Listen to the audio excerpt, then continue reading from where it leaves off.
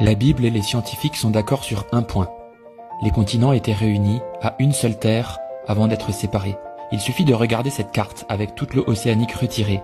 Les plateaux continentaux profonds deviennent visibles et nous pouvons voir comment les continents s'emboîtent comme des pièces d'un puzzle pour façonner une terre qui était formée d'une seule masse. Là où les points de vue divergent, le scénario évolutif soutient que la séparation s'est faite sur des millions d'années, alors que pour la Bible, le scénario se serait produit durant le déluge, donc on a peu de temps. La Bible utilise le terme quand les sources du grand abîme ont jailli. Le terme hébreu du verset est fendre, dans le sens faire une brèche.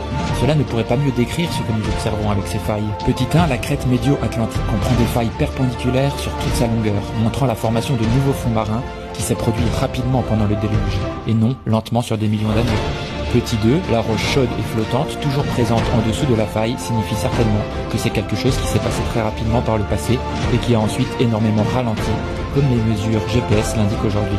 Petit 3, les grands fleuves qui chevauchent chaque côté de ces failles auraient laissé une traînée de boue reliée s'étendant d'un côté de l'Atlantique à l'autre, due à l'érosion durant des millions d'années.